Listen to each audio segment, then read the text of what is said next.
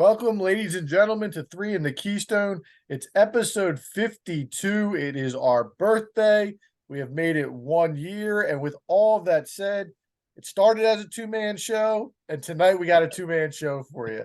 We're back at it with two guys. Two-man. Chris is in Connecticut with the in-laws and could not get away for a couple hours. So it's going to be myself. It's Al Ryan, the voice you are very familiar with on the other side. And we will bring you I guess it's an almost birthday episode, Al. Technically, the real date's July 8th, but Okay. this is episode 52. So we will be past the birthday by the time we record next. So we're going to call this the birthday episode. Well, so since we're celebrating tonight and guests decided not to show up to our podcast's first birthday, let me ask you this. You have a child on the way.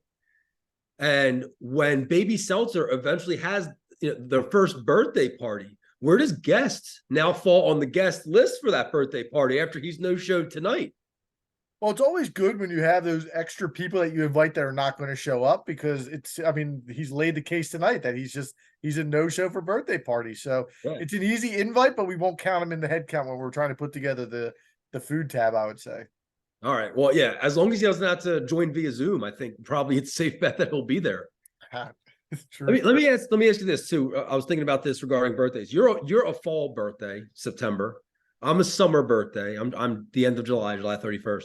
What do you think is the best time of year to have a birthday? All things considered, like throughout your lifetime of celebrating your birthday. What do you think is the best time of the year? It's hard because you got to take into account all the little aspects of life. Everything. As you get into your 20s, there's nothing like a summer birthday. I agree with that. When you're younger, it's harder to get a big crowd for your birthday party because people are away, this and that. I think you still got to go summer birthday, maybe even like May if you want to get perfect. But the worst is to have like a January or February birthday. That's by far and away the worst. The worst to me. So Casey's birthday is December 9th. And that is absolutely terrible. It's right on the heels of Thanksgiving, and it's right before Christmas, where it is a complete afterthought. It's annoying every year because I'm trying to get into Christmas mode, and then her birthday sneaks up on you. As of summer birthday, I vehemently disagree with the summer being the best. I hate having a summer birthday. The only time that it was ever good was those few years in my 20s, my early 20s, where we were all hanging out anyway. So everybody was already at the shore for my birthday. But all those years in school, 18 years of never getting to celebrate my birthday in school and having to celebrate everybody else's, just a pain in the ass. Yeah, man. When you're younger, that's tough. You can't bring in cupcakes for the group, the whole shebang. So you would go with what, September, October? No, I would go with spring. I think spring because I think April, May, the weather's starting to turn. You could potentially have the outdoor birthday party. You're still in school. Everybody's going to celebrate you. So my middle daughter Avery is May 18th. Right around then is a pretty good time to celebrate, I believe. So you mentioned that we're having a baby. So my wife is due on the 30th of September, which is a week after my birthday. So that my birthday may be shot at that point. No, dude, forget it. I'm done. It's over. At this point, I just hope it lands on my birthday. That would be kind of sick. There you go. Yeah. But other than that, that's Ryder Cup weekend too. So there you go. Yeah. Ricky Fowler potentially going to be suiting up for Team USA. I'm so happy for that guy this weekend, weren't you? Yeah. How can you not love Ricky? Yeah. And his reaction of just like you could just see the weight flying off his shoulders. That was incredible. It didn't matter that it was the Rocket Mortgage. But him stuffing it in regulation from the TV coverage itself, we're not going to get into all that, but the TV coverage was, I don't know how an event's going on live and you're showing 12 holes behind, but for him to be, I remember looking at the scoreboard when I was at the club and him being like, he's down one, going to 18, like he's not going to do it again. And then he makes the birdie, and then makes the putt in the playoff. He's been knocking on the door for weeks. This wasn't a fluke. No, absolutely. So but I'm happy for him, and he'll be on that Ryder Cup team. The way he's playing, he absolutely deserves it. The year of the comebacks. I mentioned it before with him, Jason Day, Justin Rose won one earlier this year. It's just a bunch of guys just a bunch of guys that are kind of on the comeback trail here. I love to see it. Absolutely. I have one final update for you guys. I've been getting some text messages about something we discussed a couple weeks ago about. Remember my neighbor with the U.S. Open pool. So Yeah. a little update. Have not gotten any money. But not only that, like I said, we're very close with them, and they do a lot for us. His birthday was the other night, and they had us over, and they did serve lobster tails. So let's Wow. we're okay there. So the lobster tails were great. The cake was fantastic. But then he goes to me, he goes, British Open's coming up in a couple weeks. You ready? Oh, so he wants your So, services again. yeah, listen, you keep feeding me lobster tail, we'll call it even. Yeah, I agree with that. You But can't. like I said, I'm just busting his balls. If he does listen to this, they help us out with so much stuff. It doesn't make a difference to me. Yeah, this sounds like a very symbiotic relationship. I wouldn't go ahead and mess it up over 10%. Couldn't agree more. Couldn't agree more. But let's jump into some stuff, Al. Let's do it. We talked last week about the biggest mistakes the Sixers had made, and we thought they were on the brink of making another one. And the news came down, I believe it was Wednesday or Thursday of last week. James Harden opts in Opts to in. his player option for $35 million and then request a trade. As a Sixers fan, your immediate reaction to the news? The immediate reaction was jubilation because it meant that we're not going to give him any type of max deal, which I know that there were predictions recently that we were going to give him 2 years or potentially 3 years or 2 year with a player option to avoid that 5 year max deal. But with Daryl Morey at the helm, you just never knew what was going to happen because of their history and their relationship. So first of all, it was jubilation, and then it was shock. I'm shocked that this happened. This is where we got to at this point. I don't know if we'll ever know the truth about what happened behind the scenes that led to James Harden opting into his player option for this coming season. But I imagine that the front office as a whole stepped in, and maybe some of the guys above Daryl Morey stepped in and said, "We're not giving him this max deal. We're not going to gut our franchise for the sake of one guy." So maybe they did sit him down and say, "Hey, look, this is what we're going to do. We're going to give you 2 or 3 years, but listen, coming from James Harden's point of view too, he's given up a lot. He's sacrificed a lot. So maybe he said that's not enough. He kind of got stabbed in the back by Daryl Morey, if we're to believe everything happened the way it did, over the past year. And ultimately, though, I think this is a good sign for Sixers fans because it's showing that Daryl Morey is going to do what's right for the future of this franchise, relationships aside. We'll talk about that second part coming up on it, but I agree with you. I think that, and you look at it from Harden's perspective, I think when he signed that contract last year, there was a little wink, wink, nod, nod. Yeah. Do this now. We'll take care of you in the future. And then James Harden, listen, I looked at his stats again from the season. He had a good year. He 21 and 11, 44% from the floor, 38 from three. His playoffs, he has those 2 great games against Boston. The other 5, he flames out. But at the end of the day, I'm not sure. Actually, I am sure. James Harden's style of play does not win in this current NBA. No, it does And not. I'm not a Doc Rivers guy, never will be, but Doc said something interesting on his exit interview when he was with Bill Simmons. And they asked about James Harden's playoff struggles, and he said the thing that makes it difficult for James is teams always know where he is. And what he meant by that was A, he's either dribbling the ball, or B, he's standing somewhere not moving. He doesn't cut. If he's off the ball, he's not giving you anything. And there seemed to be a lot of disconnect between Doc and him in regards to how he was going to play the role. And he's never played that role in his entire career. And the reason he's been successful is because he's been a lot better player than he is now. I mean, age has gotten to the point where he can't do the things he was doing 5, 6, 7, 8 years ago. So it's just not as efficient, and he hasn't evolved into a different type of player that can be successful. So I still think he's a very, very good basketball player, but he's just easy to stop when you're focused on him, and I don't think you can win with him. I agree. He's the third or fourth option at this point. But mentally, he doesn't. I don't think he is ready to accept that. Right. But at the end of the day, there's nobody lining up to pay James Harden, and that's why he got stuck between the rock and the hard place. He threw that Houston Rockets leverage thing out there multiple times during the season, and at the end of the road, the Houston Rockets weren't that interested. Right. And we talked about this. Why would they be? Like, that just seems like such a weird, odd fit for the Houston Rockets and where they are right now as a team. Like, what's the need for a James Harden on that team? Right. I mean, with the move, some of the moves that they've made in the offseason, and we're going to discuss a little bit that in segment 2. I think they're trying to expedite their rebuild a little bit, but I agree with you. I just didn't see Harden as a fit there. There's not a lot of teams with cap space. And honestly, I don't think there's a lot of teams interested in the trade market, which is going to Yeah. hurt the Sixers at the end of the day. Well, and real quick to go back to talking about that Doc interview, and Doc also he used the word challenge. It was a challenge to coach James Harden. Do you think that part of that was intentional? The kind of the shots that he took at Harden on that, knowing that people were going to get ears on that interview, and then media was going to pick it up and start publishing what he was saying. Just some parting shots at not only James Harden but almost maybe the Sixers franchise on his way out the door. Yeah, I mean, absolutely. If there's one thing that we learned from Doc Rivers' tenure here, it's that he does not take accountability for anything.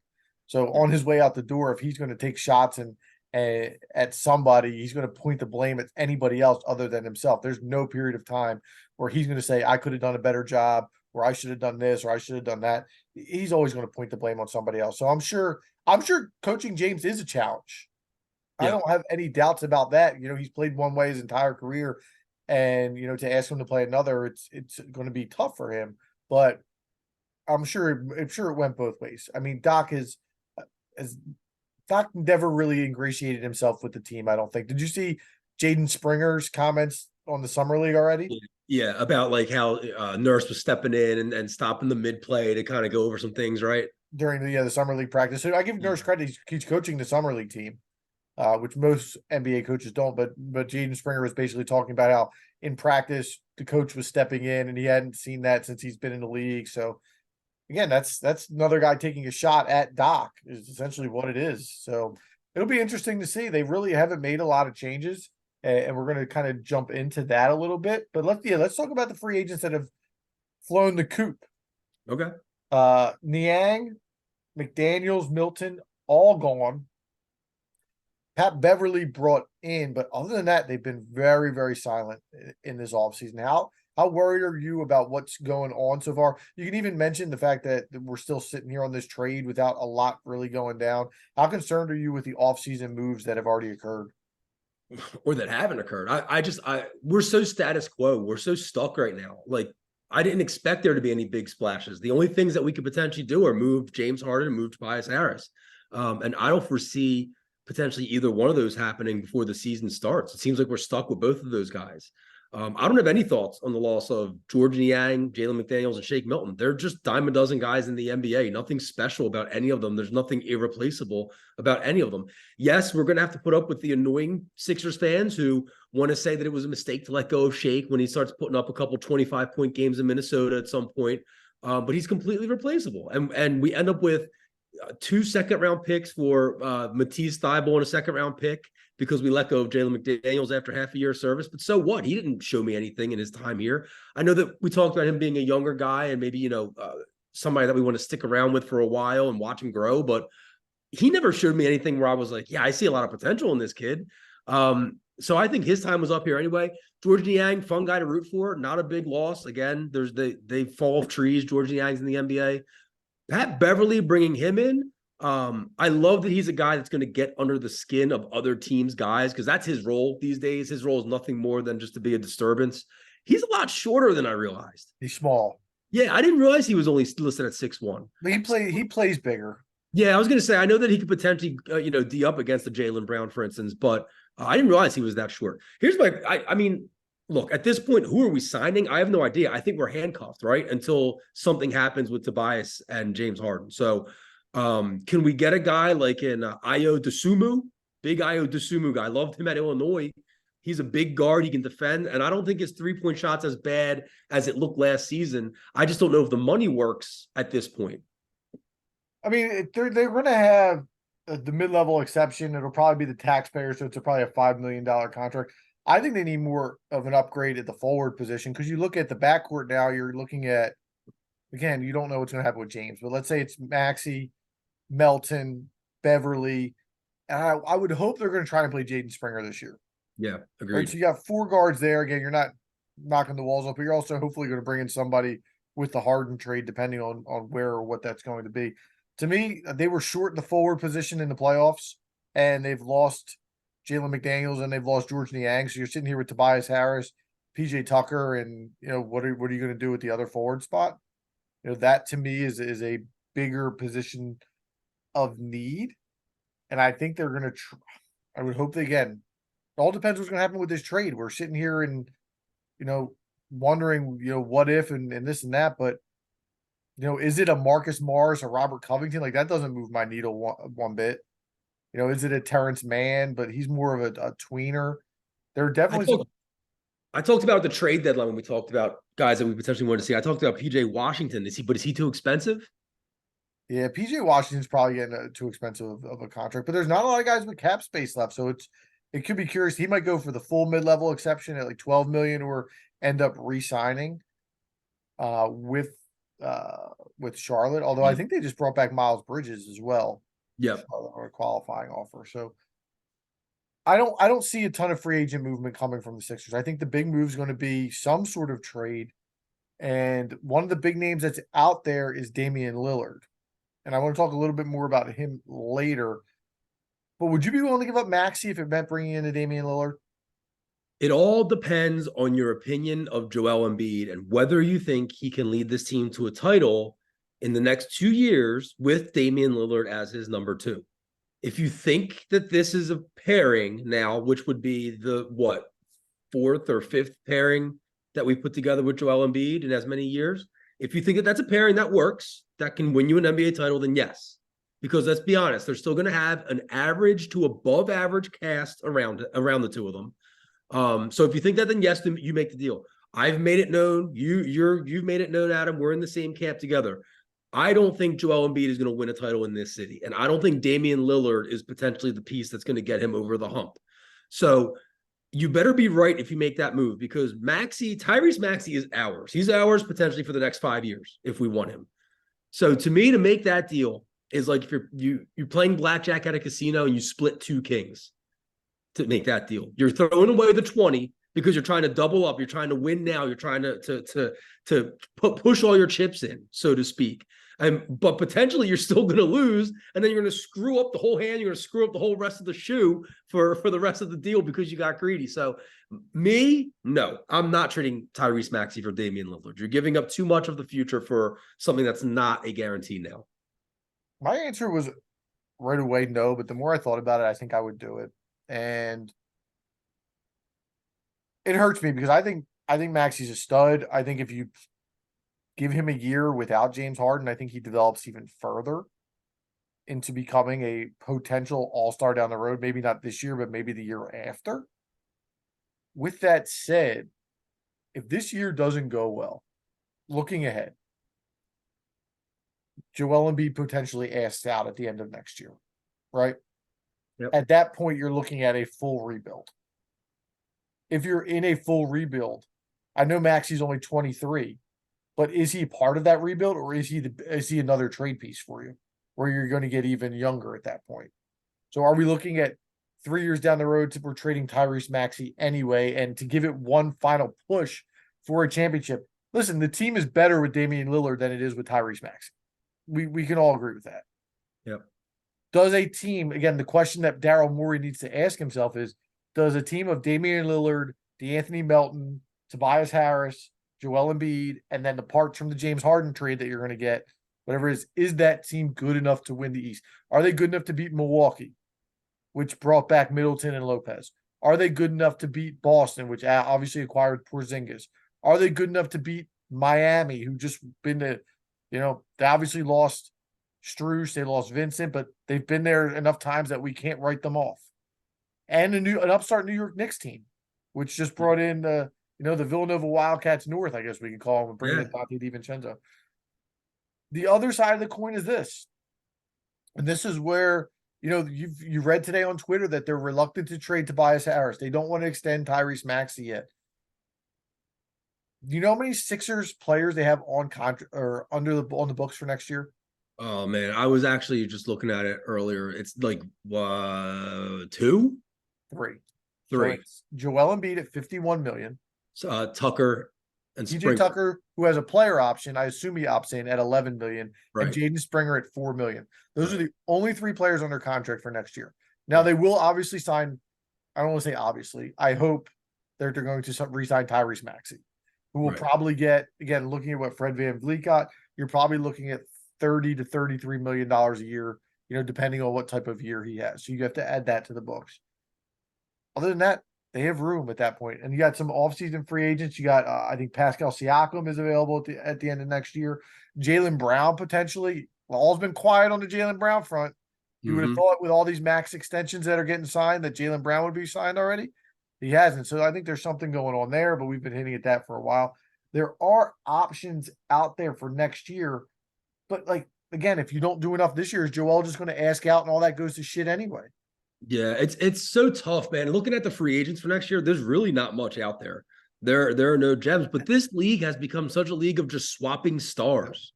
So I don't really even put too much stock into looking at the free agent list. I'm thinking my mind is set totally on what happens with James Harden, what happens with Tobias Harris, and then potentially what happens with Joel Embiid, because you can't predict the future. I have no idea what's going to happen. What How do do you you know? think?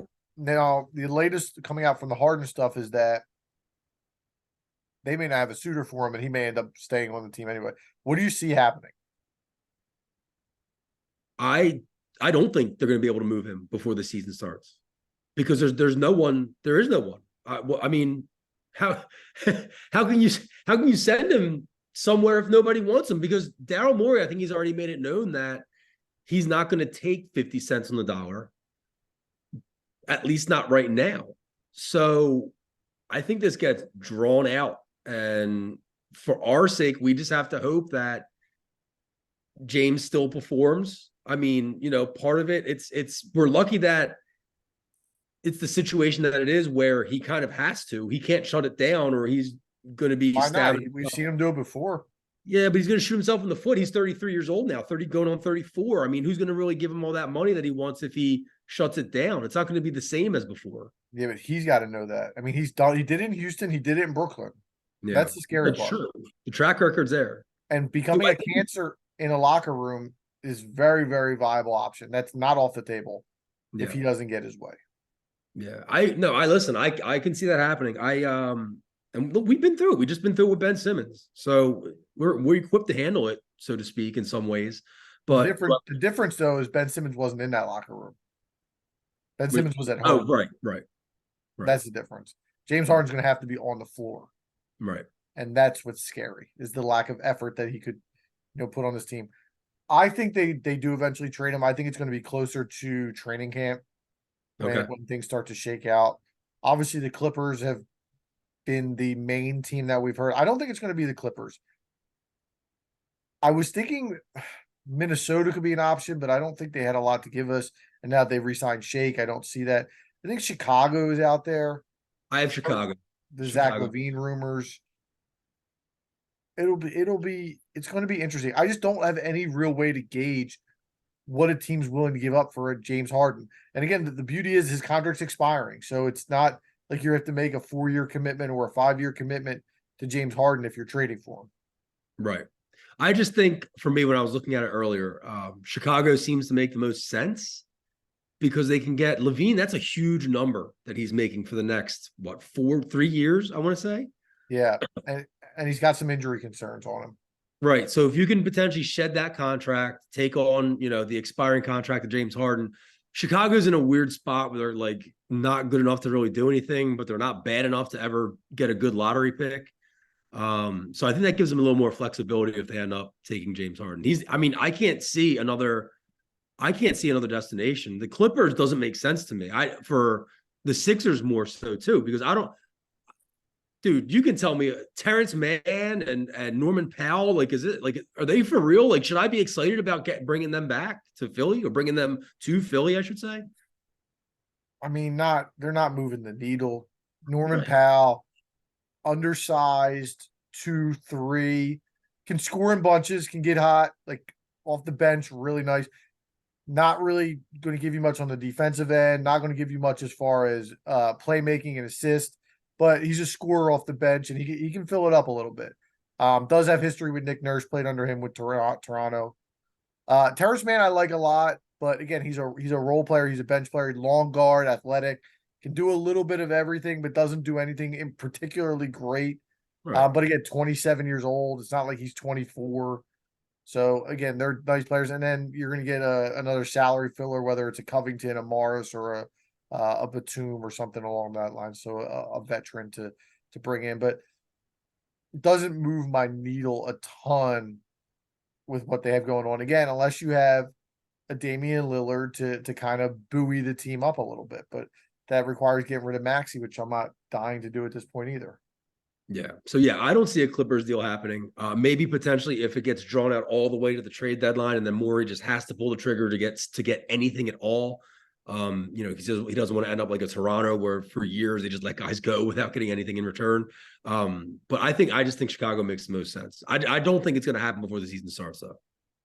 My concern with everything about this is the one thing that lacks on Daryl Morey's resume is a championship. And I think in his heart of hearts, he knows that he can't win a championship without Joel Embiid.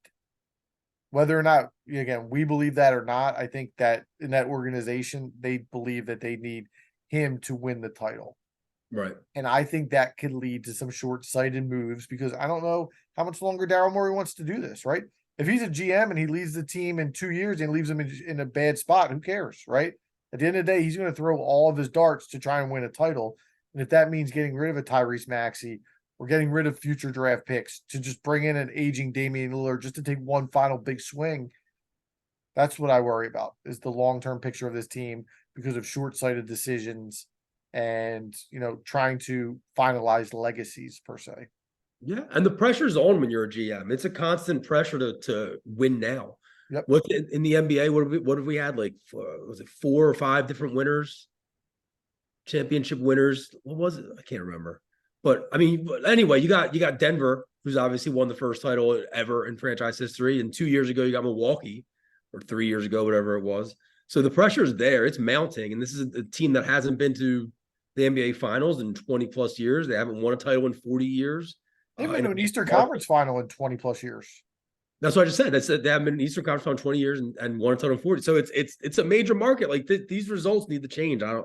I'm with you. I agree that it's hard to trust that Daryl Morey is going to do the right thing for the team in the future. However, again, he did do it at least in this one instance with not signing James Harden to that max contract. You are right about that. So listen, a lot more to come on the James Harden situation as it plays itself out over the next few weeks. But we mentioned that free agency has begun. Teams are making moves, despite the fact that the Sixers are laying on their laurels. So in segment 2, we're going to get into the winners and losers of free agency as it has started. So we'll be right back. Yeah. Welcome back to segment 2. Al, forgot to dedicate this week's episode. Oh yeah, I actually didn't have one. I didn't think to look it up or think about it. It's got to be a middle linebacker or something, right? So I mean, I was doing it for Chris again. He didn't show up. His childhood hero, Ray Lewis. Yeah, it's got to be Ray Lewis. For those of you guys who don't know, when we used to play football back in the day, anytime Chris made a tackle, he'd get up and he'd do the Ray Lewis dance for everybody. Just like he patterned his batting stance after Jeff Bagwell, he patterned his football playing style after Ray Lewis, and also on the offensive end after Amp Lee, another childhood hero of guest. More of a Chris Matu follow. But so this episode's for you, Ray. Let's get into the NBA offseason. We talked a lot of Sixers in segment 1. I want to start off with a rant, Al. We talked Damian Lillard a lot we talked about the Sixers, but I want to just rant a little bit about the way the NBA is run these days. And this guy, and he's not the only one, demands a trade out after being a loyal Portland Trailblazer for 11 years, however long it was, says he wants to get traded. And now he just wants to get traded to one specific team, the Miami Heat, right? Yep. And over the past handful of years, this has become so commonplace for these guys to just pick and choose where they want to go. Last I checked, there are not any no trade clauses in the NBA outside of Bradley Beal's contract, which was the first time that it had ever been done. It's time for these organizations to stand up for themselves and say no. And Portland is kind of trying to say that, but doing it very gently. But it's not fair to these teams that these players can just demand where they want to go and expect the organizations to follow through for them. Again, I understand that the fear that comes from these organizations is, well, if we piss off Damian Lillard, players are going to see that we didn't treat him respectfully.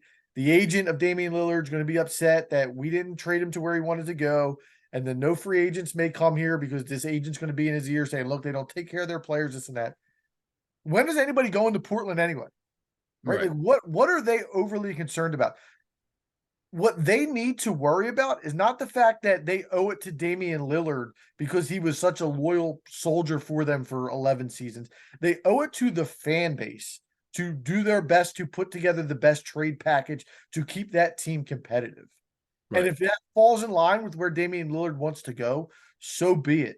But it shouldn't be to this point where these players can pick and choose where they want to go. Because again, if Damian Lillard just wants to play with Miami, Portland looking at a trade package of getting back of Tyler Hero and 2 first-round picks or something of that nature, which is nowhere near the value of a Damian Lillard. And it's gone too far for these teams, and it's not fair. And it's just it shouldn't be happening. These teams should be able to trade these players to where they get the best offer and not necessarily where these guys want to go, especially when you're only giving a guy 1 or 2 teams. That's bullshit. Yeah, I hate that it's the needle has swung so far to the player side where they get to basically pick and choose where they want to go. I struggle though with the other end of it because we see it in kind of the NFL where it's like the owners have all the power and they have all the say. So there's got to be a happy medium somewhere because I can't sit here and take the side of these billionaire owners, but I also don't like the fact that yes, these guys basically for the last decade or so have gotten to pick and choose where they want to play, who they want to play with. It ruins the competitive balance in the league. I mean, it makes it really hard for some of these, these smaller teams, the Oklahoma Cities, the Minnesotas, the Utahs, to really put together anything special because guys aren't going to want to go there. They're going to want to go to Miami. They're going to go to Phoenix, Boston, LA. And that's what we've seen over the last couple decades. Why do you think that's I know it's obviously a lot of times it's the weather, it's a market, but why is it so commonplace in the NBA versus the other sports? I think they're marketed the best, the players themselves. In the NFL, the guys, I mean, at the end of the day, they still wear their helmets. So you don't see their faces all the time. And the MLB just does a shit job of marketing, and they have for the past 20 years. So I think for the NBA, they're out there, they're on social, they're in the streets, like they're in the clubs, they are among the people more so. And they're more part maybe of the community. There's less of the guys. You're talking about only 12 guys or whatever that really get seen. And of those 12, maybe 5 that are really known. So to be in a Miami versus being in, again, like a Utah, that's a huge difference for your marketability. No, they're all really, really good points. But it'll be interesting to see if Damian gets his way. Again, Portland seems to be putting up a little bit of a fight. So, saying we're taking all sorts of different offers, and Miami doesn't seem to have enough to do it. But Dame seems to be standing pretty strong that he wants to go there, which is crazy. Again, a guy who was so adamant about staying put, and now he's just putting them in a straitjacket, basically the organization at this point. Yeah, someone just called him out on that. Who was it? Paul George just called him out on that. Did he? I didn't see Yeah, it. yeah. He said something along the lines of, "Oh, funny, the guy that said for years, like, oh, everybody's title chasing. All of a sudden, he only wants to go to one team." Right. For me, it's. I know we're going to move on and talk about free agency, but it's just weird for me to think of Miami wanting to do this deal where they made it as far as they did with this whole, hey, we get these undrafted guys, these second round picks, these steals, we build heat culture, they buy into the systems, Coach Spo's system, and now they're potentially going to lose 4 of those key pieces in Max Strus, Gabe Vincent, and then potentially in a trade, Tyler Hero and our boy Duncan Robinson to bring in a Damian Lillard. I mean, does that make your team better? I don't know the answer to that. I think on paper it does. It's always a matter of fit. But I think the one thing that Miami lacked most of the season was firepower. I And you put together a 3 of Lillard, Butler, and Adebayo. And again, I think part of it comes to this, Alex. We developed Max Strus. We developed Gabe Vincent. We can find those guys. We can Yeah. find those pieces to fit in there and fit into our culture and do the dirty work or do the X, Y, and Z. Let's get the guy who can give us 30 a night when Jimmy doesn't have it going. And they still have a Caleb Martin And they have a Jaime Jaquez who looked pretty damn good tonight in the summer league. I don't know if you caught any of that. I did not. So he was what, their first round draft pick this year? Yes, and he had a game high 22 the last I had checked in. And he had a pretty nice dunk at one point too. He Can we looked, get man, talk about a guy that just fits. Like he goes to the team that he just seems to fit. Like that seemed like a perfect fit for him. can we get a Sixers summer league update tonight? I saw Jaden Springer had a nice block. Yeah, it looks like they lost by 2, 94-92. Uh Jaden Springer, 3 for 11 from the floor, 11 points. The one undrafted guy had a nice game. He had 18 points. Trevaquan Smith, what's his name? Something around those Oh lines. yeah. Turquavion Smith. Do you remember during the process years how exciting summer league basketball was? Yeah, that's It was the. I remember watching Fultz's first game. It was an event, dude. Yeah. Now we never have draft picks, so it doesn't matter. When was the last time we had a first round? Springer, the last first round draft pick on this team, I think so. Yeah, he was a late first round, right? Like late. Yeah, they didn't because this year they didn't have one. The year before they traded it for Melton. Yeah. I think it was Jaden Springer was the last time we had a first round draft pick. But let's get to the winners and losers of the NBA offseason.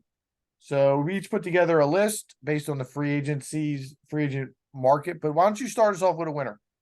My first winner is, I believe, the Milwaukee Bucks. And it was just they're a winner in my eyes because they kept it simple. They did the things that they needed to do by re-signing Chris Middleton. Lopez is back, and it still puts them at the top of the Eastern Conference pecking order, in my opinion. So I mean, I think that they're a winner. They didn't try to do too much. They didn't get cute. So they're my first winner. But do you think that every team, especially after an exit like they had in the first round, needs a little bit of a shakeup, needs a little something new, something fresh? Not yet, because I think that this year was kind of it was an odd way to go out with. I'm assuming Chris Middleton's healthy. Like he's going to be healthy going into the next season. I'm assuming Giannis is going to be healthy again for the next season. It just seemed like they were banged up. They like something was off with that team heading into the playoffs. And then in that first round, we saw it. Look, anytime you have Giannis, I mean, you have a chance to win it all. And they are two guys that play. They know how to play around him. They're very good complementary pieces that are also great basketball players, which is a lot of the makeup we see in Denver, with like a Jamal Murray being a great complement to Nikola Jokic, but also being a great player in his own right. So that's how I feel about Milwaukee.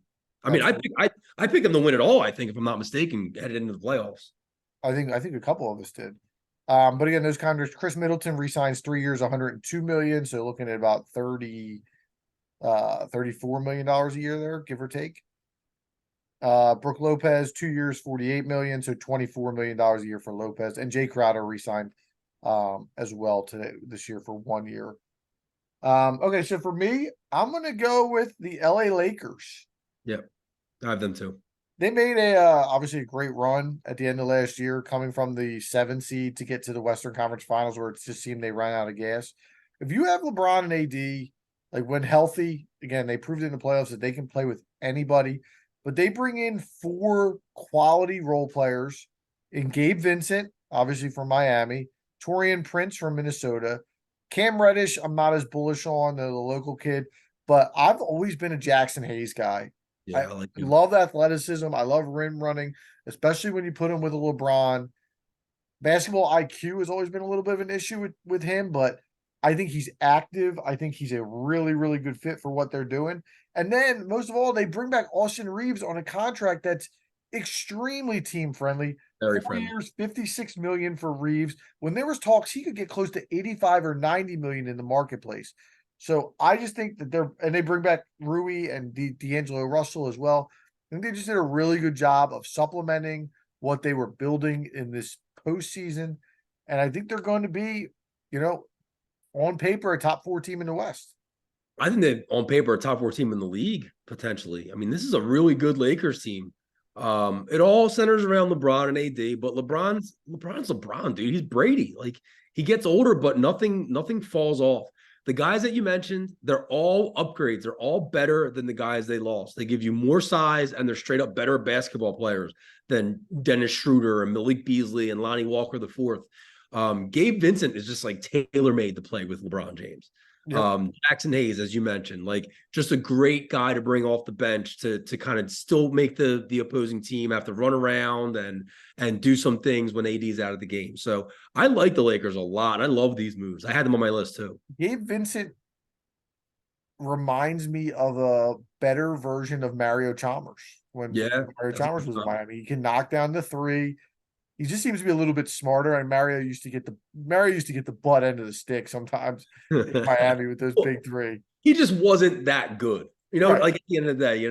But he filled a role. He did his best. That's your boy from KU. Yeah, love him. Yeah. All right. So hit me with another winner. Well, that was my second winner. My third winner is the Memphis Grizzlies. I think gaining Marcus Smart, and then adding Derrick Rose and Patty Mills adds the grit and adds the veteran presences that this team needs. Because let's not forget, this team at one point in the season they were in first place in the West. They were cruising along. Things slowly just fell apart for them as far as from the inside out. So I think these are guys that are going to help with the John Morant situation. Losing Dylan Brooks is addition by subtraction. He's not irreplaceable. Yes, great defense, but again, just you're bringing in Marcus Smart to fill that role. And then Desmond Bane, he gets the max deal. He could be a star in the making, man. His numbers have improved every year. He's a really good player. So I'm interested to see what this team is going to look like for those, 45 games that Ja's going to be sidelined? 25. 25 games that he's going to be suspended for. I'm interested to see what happens. And then, if they can keep that ship afloat, which I think they're going to be able to do once Ja gets back, depending on, where he's at head-wise. This is a team that I think can make a lot of noise in the West. So I'm upset you picked them because I had them as my winner as well, and I thought it would be a surprise. At the end of the day, this locker room needed a change. Yep. And Dylan Brooks is going to be addition by subtraction. He was a problem. He's a jack. More to come on him in a little bit. But not only Marcus Smart, but Derrick Rose, just from a maturity standpoint, adults in the locker room. Yeah. And not only adults, but guards and guys that can talk to John Morant and guide him through some of this stuff, hopefully. Yeah. That's exactly what this team needed, and they targeted it and they found it. I think Rose is going to be a huge addition for that locker room. And Marcus Smart's Marcus Smart. He's tough as nails, man. Yeah. If John Morant's not going to listen to a guy like Derrick Rose, who was an MVP of this league and then lost it all because of an injury. I mean, that's the career trajectory that John Morant is on. Obviously, he hasn't won the MVP, but he's an elite superstar athlete in this league, and he's potentially in the process of losing it all. So if he's not going to listen to a Derrick Rose, then he's not going to listen to anybody. So he is the perfect guy to bring into this organization. And a lot of us have compared John Morant to a young Derrick Rose. So he can talk to him about that type of game. He really, really can. So I think they're absolutely winners in this offseason. You said that was it for your list, those two? Yeah, those are my three. The three, because you had the Lakers as well. I have one more. I don't have a team. I kind of cheated on this. Bruce Brown. Catches in. Yeah. No, at the parade, my man Mike Malone, he's like, Brucey's coming back to him. Brucey was like 22 million or 45 million for 2 years. Peace out. Yep. Player 45 million for 2 years. Good for him for cashing the check. That's such a good deal for him and such an overpay for Indiana. Yeah. Unfortunately for Mike Malone, that tape is going to live in infamy forever. Because he was blacked out when he said it. He would have never. So he was hammered. He would have never remembered it. No. But shout out Bruce Brown for cashing in on the title run, man. Absolutely. Listen, Bruce Brown's a really good player. But those players are meant for, like, he's a glue guy on a championship team. You put him on an average team and he does those little things, it doesn't resonate the same way it does on a championship type team. Yeah, totally agree. All right, let's get to the losers. You said you only have one? I'll go first. I have one. Like, I had a couple. I just didn't like take any notes on them, but I could riff a couple. But my one loser, if you want me to go first here, you foreshadowed it. The Houston Rockets. You keep stealing my thunder, man. These are things I don't think you're going to take. I think it's clear though, right? Like they're clear losers and winners here. So a lot of people had them as winners. I don't understand that. So let's see if we're on the same page here. Okay. Because here's what I have for the Rockets. I just don't understand what they're doing. Fred VanVleet's a great veteran presence, but for what reason? Like I don't understand what he's bringing to the Rockets and where they're at right now as a team. The Dylan Brooks contract is an absolute joke. Their own team didn't want him, but they were like, yeah, here's $80 million. They're going to have a lot of young talent to re-sign in the next few years. So my question is, are they going to be kicking themselves when they potentially can't re-sign a Jabari Smith or a Jalen Green because they're stuck paying Dylan Brooks $80 million? All very good points. Now, they had a very good draft on paper. We can't, Yep. I don't like judging drafts with 3 years in line, but they get Amen Thompson at 4. They needed a point guard. He can handle the ball. And then Cam Whitmore falls to them at 20. And Yep. he was projected to be a top 5 pick out of Villanova. So they do a good job there. But again, I don't understand the offseason moves. I'm looking at their starting lineup, Al, and these are their career percentages. Ready? Fred VanVleet. I'm a VanVleet guy. He's not a great percentage.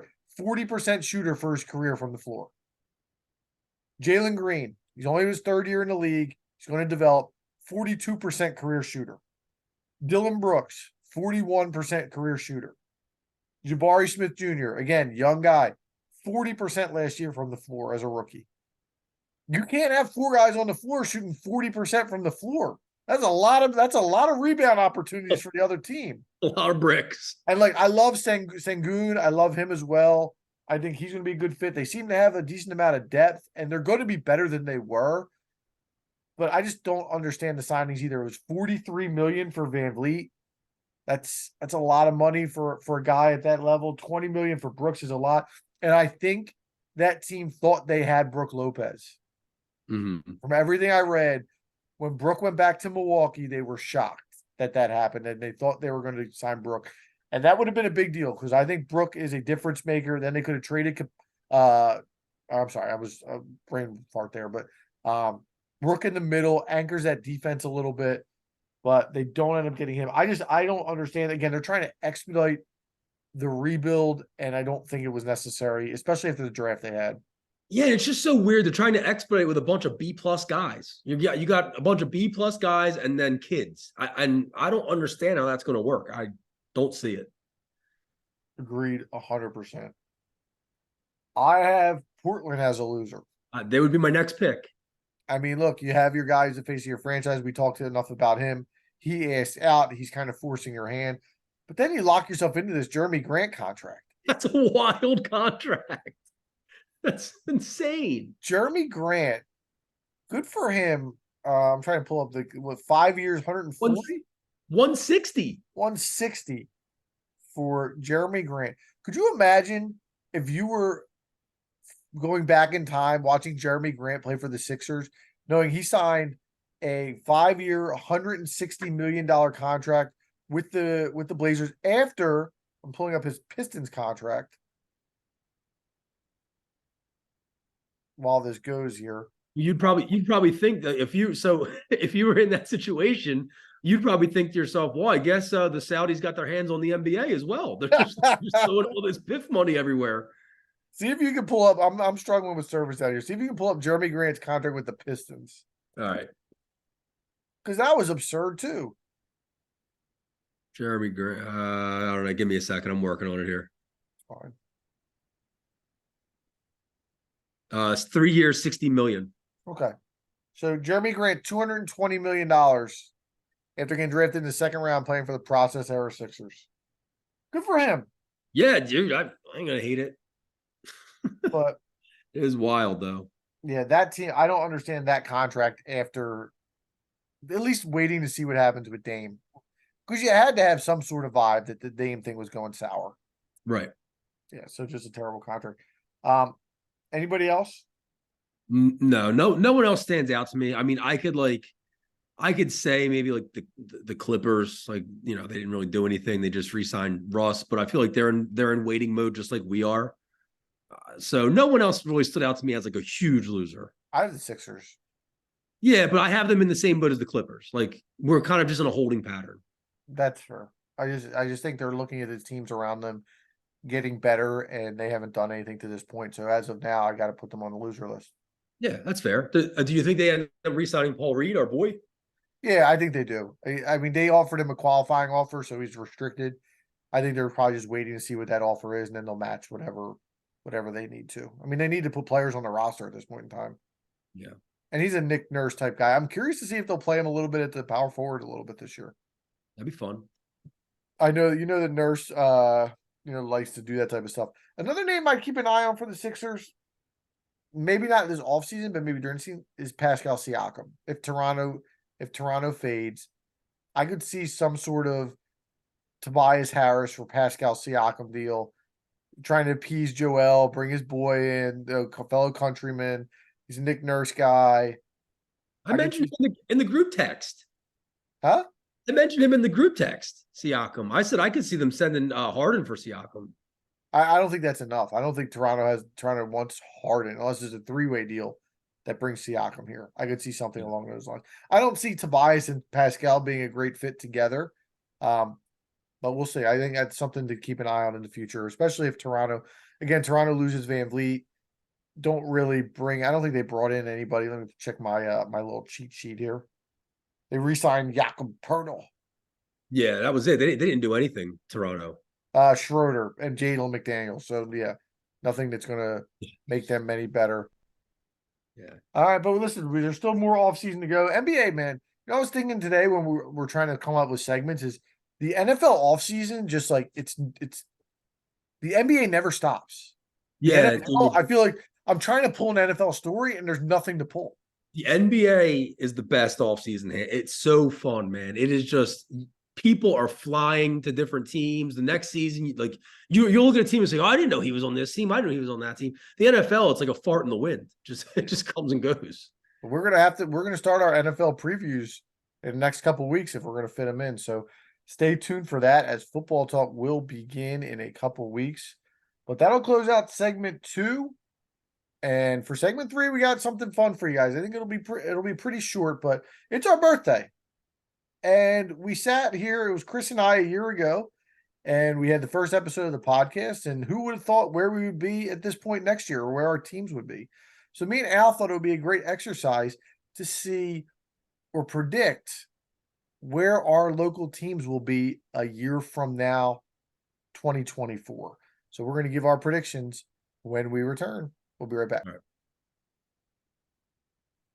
Welcome back, ladies and gentlemen. It's 2024, and we're talking sports. So our teams are in a holding pattern, or we're going to predict where exactly they're going to be at that point in 2024. Now, kind of butchered that intro, but we're going to leave it in the edit. We don't do much editing around here. You just throw the Al, beat where do you in. want That's to, it. what? You just throw the beat in between segments. That's it. Yeah, I'm gonna have to leave the beat on for a little longer there. That was rough. Who do you want to start with? Can we start with the Flyers just to get them out of the way? Did you even do the Yeah, Flyers? let's do the Flyers. I didn't. Did you do the I have Union? one word. Let me start. I only put one word. I put encouraged. All right. Fan base will be encouraged. I don't think they're going to be good this year, but I'm no expert in hockey, nor do I follow it enough to give you an idea. But it seems like the organization has finally dedicated themselves to a rebuild. They've made some trades in this offseason. They've gotten rid of some guys. So I think the Flyers fans will at least see the light at the end of the tunnel now that this team is going to be building towards something rather than just skating around, not missing the playoffs year after year. Well, and also bringing in Keith Jones and Danny Briere as front office guys, I think was a move to kind of appease fans and show them that they're serious about shaking things up. I said, I think here's what's going to happen with the Flyers over the next 365 days. They're going to trade Carter Hart. They're going to have an abysmal season. I was looking up guest boy Cutter Gauthier, and I was like, oh man, let's see, is he going to play? Well, he's not playing because he's still at, I think, Boston College, where he's going to play at least one more year. So he won't see the ice at all next year. So we're sitting here, we're waiting for him. Excuse me, we're waiting for the Russian kid that we just drafted. So I think we end up having a bad season. We get the number 1 pick. There's a kid named Macklin Celebrini who's projected to be a top 2 pick in next year's draft. So we take him. He's a center. He could be the missing piece. And his nickname is the Cheetah. That's all I got. Sounds like the process, does it not? I mean, we draft Embiid, we draft Saric, Embiid doesn't play, he's hurt. We leave Saric overseas, let him do a thing, and we suck, and we get more young players. Process on ice. Process on, yeah. They got to learn how to brand it. Yeah. All right, let's move on. Listen, I gotta tip my cap to you. That was fantastic Flyers research. The Cheetah. Celebrini. He had a sick goal. The one highlight I watched. Now look, he's probably not even going to end up on the Flyers. So no shot. But apparently the Russian kid's supposed to be really good. It's just a matter of if he's ever going to come over. It's 4 years, right? I think it's we have to wait 4 years, and it's not a guarantee that he's ever going to come. Yeah, that's why I think he would have gone number 2 if they would have been a guarantee. So yeah, we'll see. It was a risk, but you know what? Sometimes you got to take a risk. That's what the Sixers did with Embiid. So absolutely, why not? Let's go to the Eagles, because I think they're the next most boring answer here. All right. I have status quo. I think the Eagles conversation at this point next year is about the same as it is this year. I don't think they're going to win the Super Bowl this year. I think they're going to have a very, very good year. But at the end of the day, we've talked about this. If you have the guy at quarterback, you're always going to be in the mix. And the belief is that Jalen Hurts is the guy. I finally come around to it. I'm on board thinking he's the guy. They'll probably have lost Jason Kelce to retirement, but I think we said that 4 years in a row at this point. They'll have some aging issues that they need to, but I looked at their roster. There's not a ton of guys coming up on free agency that they have to re-sign compared to where they were last year. I think they're in a good spot to be competitive for a long time. The NFC stinks. I just don't see a world where the Eagles aren't going into 2024 season as this first or second best team in the NFC. I don't see a situation where that plays itself out. I'm with you on everything except for one key thing that you mentioned. And without Chris here, I figured I would step into the Homer shoes that he claims not to be wearing, but you know, our listeners say otherwise. I have them winning the Super Bowl. I have them coming off a 13-4 season. You mentioned the NFC stinks. The Eagles are the class of the NFC by far on all sides of the football, even though they've seen some shakeup on the defensive side. I have them beating the Dallas Cowboys in the NFC Championship game, and I have them winning a 34-31 epic shootout revenge game over the Kansas City Chiefs in the Super Bowl. I think that at this point next year in the offseason, Brandon Graham is going to hang it up. I think that Fletcher Cox is going to move to a new team, but we'll be able to absorb those blows because of the talent that we have, underneath those guys with Jalen Carter, with Jordan Davis, with Keely Ringo, all these guys that we've drafted over the last couple of years. Yep. Or Nolan Smith, excuse me. The Eagles, I think, will elect not to re-sign Rashad Penny, DeAndre Swift, or Boston Scott. All three of those running backs are going to be free agents. So I think they're going to elect not to re-sign any of them, which is going to leave the door open for Mr. Howie Roseman to pull off a little bit of that magic and get Saquon Barkley in that Eagles midnight green on an extremely friendly 2-year deal that just has a buttload of performance incentives. And then last of all, Adam, and this is the most key of all of my predictions for the Philadelphia Eagles come July 3rd, 2024. Jason Kelce will decide to leave 2 of his current employers. First of all, being the Philadelphia Eagles, where he will retire from the NFL. Second of all, being the New Heights podcast to join the 3 in the Keystone podcast. Wow. So guess you could stay home for next year's birthday as well, because we're going to have Mr. Jason Kelce on the team. That is a huge news. I don't want to put any spoilers out there. The negotiations may have started with Mr. Kelce. It's breaking. It's breaking news. Jason Kelce will become a member of 3 in the Keystone at this time next year. He'll celebrate our second birthday with us. That's exactly right. We'll be you, me, and Jason will be slugging beers down at the OD, flipping cups, whatever. Yeah. Travis will be long gone. We can handle Jason. I don't think we can handle Travis. No, it's one or the other. Yeah, I don't think we can handle that. Maybe Travis will take guest. Do their own little pod. One for one deal. I like it. I like it. All right, let's We go go. next. Let's go Phillies since we talked Sixers a bunch already tonight. So Okay. Bryce Harper struggled this year. He can't hit the ball out of the ballpark. We did a Philly segment 3 weeks ago, maybe 4 weeks ago at this point, where we talked about his home run drought. He still hasn't hit a home run. Rhys Hoskins, a free agent. Philly's coming off a season where maybe they make the playoffs. They need something. They need a spark. They need an Asian spark. We're on the same page. The Phillies will be in the market. They will have a bidding war, and they will acquire Shohei Ohtani to be a member of the Fighting Phils. Aaron Nola, see you later. You can take your $300 million that you wanted. You can walk it out the door because Shohei Ohtani, the best player in baseball, will be a Philadelphia Philly in the offseason, and this city will love him. Yep. He will mentor Andrew Painter. They will be the 1-2 punch for the next 5 to 6 years, and he's going to hit 45, 50 home runs in Citizens Bank Park next season. Shohei Ohtani, you will be a Philadelphia Philly. Before I get into my prediction, which is pretty much the same, dude, is Shohei Ohtani the most underappreciated athlete of all time? This is insane what he's doing. I remember as kids, we always used to talk about how come pitchers can't hit? Like, why isn't there ever a pitcher that can just also hit?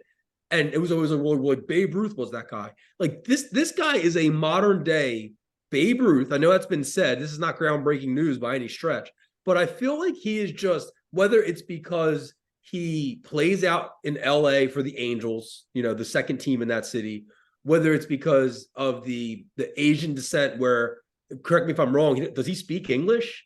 I have no idea. Yeah, because that has a lot to do with it, obviously, with the marketability piece, where if, it's a player that can't speak English, that's going to hurt, people being able to consume him. But just what he does, dude. I saw that stat the other day where they listed the team leaders for the Angels for like every key hitting category and every key pitching category, and it's him for all of them. Like, yeah. this is insane what's happening right now, and I feel like it's just like kind of flying under the radar for how crazy this is. Yeah, he's been unbelievable. And I'm looking at his stat lines now. So I was curious as to. So here's some bright news for Phillies fans as we talk Ohtani. I'm looking at his stats, and it looks like he had he had Tommy John surgery. I'm trying to pull this back up. I think it looks like at the end of 2018. Yeah, so he had Tommy John at the end of 2018.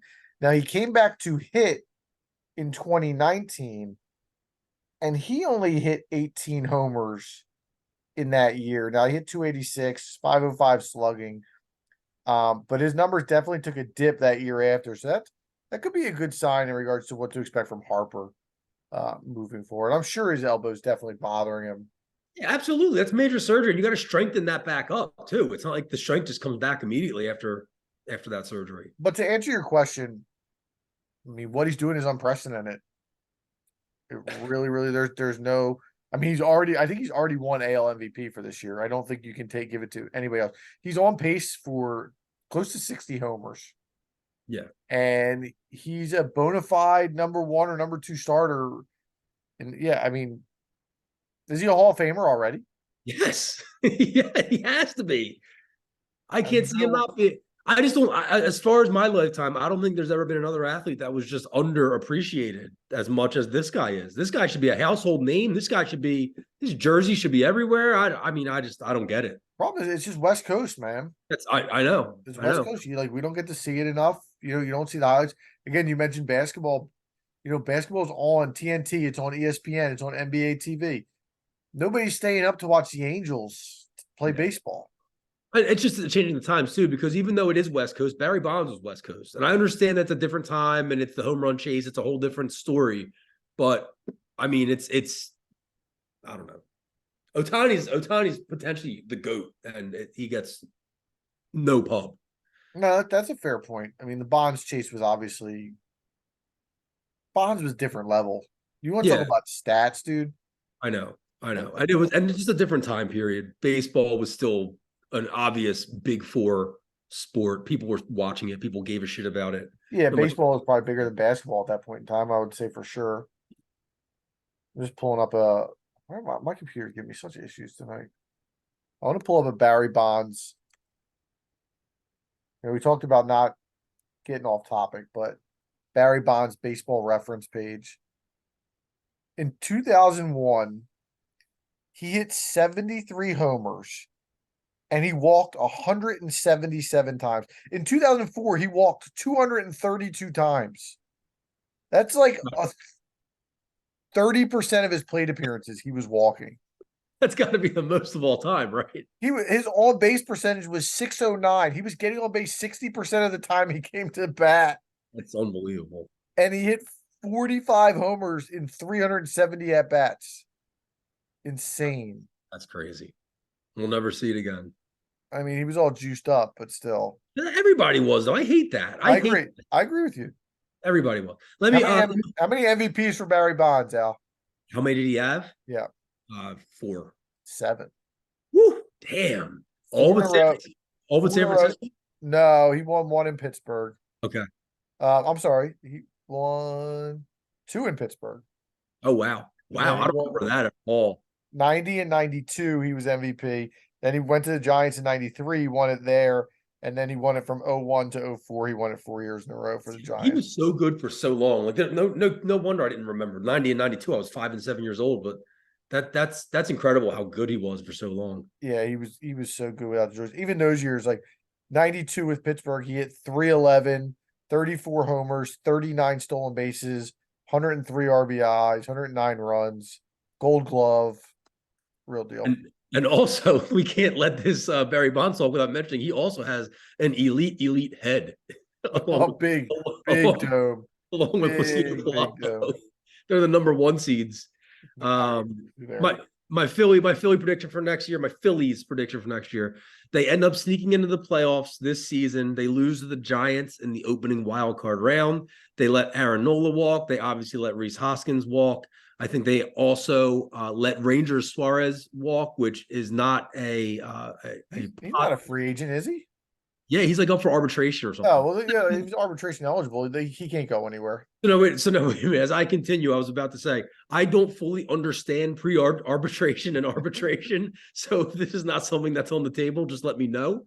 So, yeah, you can't. So I'll briefly explain arbitration. So you get X amount of years of control when you bring a player up. It may be 8 or whatever it is. So the first 3 years are pretty much set in stone. Then they can go to arbitration, which essentially is like a bunch of 1-year contracts. So they're not free agents. Okay. But it's basically a bunch of 1-year contracts in order to. So the player says, "I think I'm worth this." The team says, "I think you're worth that." Then they either meet in the middle, or if they can't meet in the middle, they literally go to court, and a judge decides. I know about that. I didn't know if it meant that the team had rights over them still or not. No, yeah, they can't go anywhere if they're under arbitration. Well, I'll tell you what, then the Phillies are in really good shape. I mean, they have like no free agents coming in next year. Just Rhys and Nola. No, and Kimbrel. Right. But so I have them also. So I had that on February 28th, which would be the 5-year anniversary of signing Bryce Harper. The Phillies signed Shohei Ohtani to a lifetime legacy deal worth $1 billion. That's my prediction. Like we're paying you until you die. Well, aren't they? They're saying he might make 600 million. Well, you think about it, like what did we give Turner? 330? With a 3, yeah, 3. I was gonna say 340, 330. Like, okay, so that Otani's a better hitter. So as a hitter, he should be worth 380. Then what's he worth as a pitcher? Right. No, I 100% agree. I want to give him $1 billion. What's 600 million? Listen, stupid money. Remember that Middleton said, he said, we're going to spend stupid money. Or give him the Lionel Messi deal where you just give him a piece of all the ticket sales, all the jersey sales, whatever you need to give him. Yeah, whatever. Get creative. Yeah, dude. Not my Get money. him to trade for him in the offseason or before the trade deadline. Totally agree, man. Totally agree. That's gonna be a monster contract. I think the Dodgers are probably the favorites. Yeah, looks that way. All right, let's go Sixers. We talked about them earlier. I'll let you start with this one. All right. So our Philadelphia 76ers. We spoke about it was the last segment. I think Daryl Morey ends up being able to flip James Harden to Chicago for Zach LaVine. I think it doesn't make a difference on the court. I think that the Sixers will end up losing in the first round to an Orlando Magic team led Boy, Mark Cole. by most improved player Markelle Fultz, a seemingly unstoppable Paulo Banchero, and a familiar face in Tobias Harris, who we trade to Orlando at some point in the middle of the year for some bits and pieces, who goes on to average 22 points a game in the series. I think Tyrese Maxey ends up re-signing with the Sixers. So at this point, we're talking about that max deal. I think he's going to get north of around $220 million. I think the panic button gets pressed on Joel Embiid as it becomes clear that they have to move on from him in order to win a championship. However, at this point, his value has diminished greatly. And the trade that the Philadelphia 76ers make that we're sitting here lamenting and talking about next season is a three-way deal that involves Oklahoma City and Portland and brings Lou Dort, Duncan Robinson, Matisse Thybulle, and 5 second-round picks back to Philadelphia. Yo, you love the Lou Dort. No, that's the 3K special. The Lou Dort, Duncan Robinson.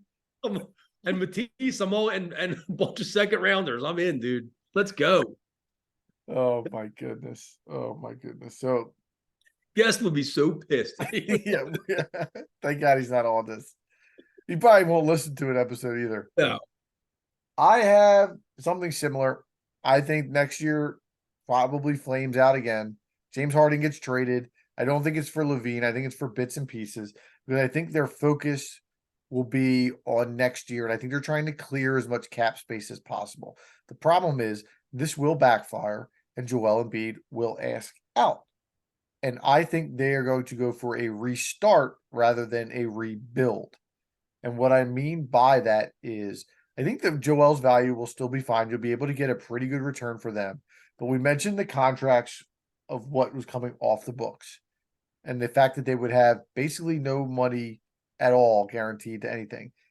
That leaves max spots open for guys like a Jaylen Brown, a DeJounte Murray, a Pascal Siakam. So I just don't see this team going in full rebuild mode. So I think you're looking at a roster of Jaylen Brown and Tyrese Maxey and whatever you get back from Joel Embiid, putting that on the floor. And then we'll continue to lose it for the second round for the next 20 years. Yep. Just without a top 5 player in the world. Absolutely. So it'll just be the same old story, just a little bit of a different look for your boys. Do you think DeJounte Murray, I feel like he's a perfect fit in that backcourt with Maxey. Yeah, he'd be the kind of guard that they need. Yeah, big guard, can defend, can pass. Yeah. No, I think he would be a really, really good fit. I just don't think Oklahoma or Atlanta is going to look to let him go. But does he have a player option? Or I know. I think he's just unrestricted at the end of next year.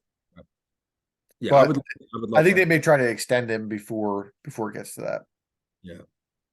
So I think that's the reason why they traded John Collins for peanuts. Is they were trying to free up some money to sign some of those guys. Right. So listen, next year we're gonna have to we'll double check on this and see if we got the Cheetah, Otani, Lou Dort. We got a lot of new faces coming in next year. We never look back at the draft results. I know I did very poorly when you, Chris, Liam, and myself when we drafted the award winners in the NBA. So I know Liam's first pick was Banchero for Rookie of the Year, so I know he hit that, but I don't know what anybody else. I think Guest might have had No, nobody took Jokic because I had the last pick, and I didn't want to pick Jokic because I hated him, so I took Zion. Well, Embiid won MVP. No, I was gonna say Guest took Embiid. Guest took Embiid, right? Guest took like all the Sixers. He had Maxey for 6 man or most improved. I had Maxey, so I have the file. We'll bring it up next week when we talk about it. I had Doc for Coach of the Year. You were between Doc and the Minnesota guy who got fired, I think. Yeah. Rough little stretch there. But look, this is going to be a shorter episode, so maybe it's Chris that's eating up all the talking time. If you're a listener, I think you know the answer to that. But we have a lot more on the horizon. Again, we're going to follow the Sixers as they tread through the offseason. We have our NFL preview as well as our fantasy football preview coming up. So a lot of good stuff. Al, I want to just again wish happy birthday to you, to me, to everybody on the pod, all the listeners who have been with us since July 8th of 2022. It's 2023 now, right? Yep. Trivia, can you name what was the first segment in the history of the show? Do you know? You weren't a full-time member at that point. No, I was on the first show with my live PGA segment, which I believe was segment 2. Yep. Segment 1, was it like Sixers off season? It was Kevin Durant's trade. Oh, yeah. Kevin Durant now on Phoenix. And that was one of the teams we talked about at that point in time. So it's been a long time coming since that segment, but we'll see where we're at next year at this time as well. And listen, if history is going to repeat, because just within the last 7 days, last week, right after we recorded, the next day is when Harden opted in, which was a shock. So right after we record this, potentially, maybe by the time people are listening to this, hopefully we have a trade or something where let's check. Where everything we talked about in the first segment will null and void. All ancient history at that point. Let's take a look. While you're checking, let me just, if you made it this far, please follow us on the socials, guys. On Twitter at 3K Podcast, on Instagram at 3K_podcast. And also while you're checking that, Seltzer, I want to give a quick shout out. I know she had mentioned she was hoping to get one here.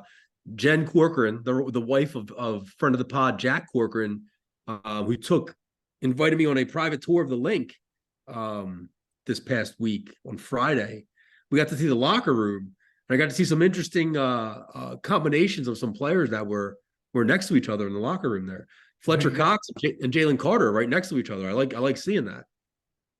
What's the hookup there? What's Jen doing for the Eagles to get you in the locker room? Legitimately no hookup. You just go to the website and book it. Oh, really? Yeah. Did she work for them, or she just told you how to do it? No, it's just $10. You just go on the website and book it. So she just booked it and then like texted a bunch of people. Were like, "Yo, do you want to go? I got like a whole bunch of tickets." Gotcha. That's pretty sweet. Yeah, it's a nice little day. It was cool. You should have dropped some 3K gear in the. I blew it. I should have like not only gear, like on little like slips of paper, like slipped it. You know what I mean? Under seats. And looking for some publicity. Yeah, like a Reed Blankenship. Somebody gets. We're not going to need it next year though, because Jason's we're gonna have the in. I know it's going to be interesting. You think Jason could? Do you think Jason could take the draft title away from me? Come on. All right, time to drop the beat. Listen, I also want to, just before we finish up, not only just say happy birthday to us, happy birthday to America. Yeah, that's a big one. Free. All right, we're gonna drop that beat. We'll catch up with you next week.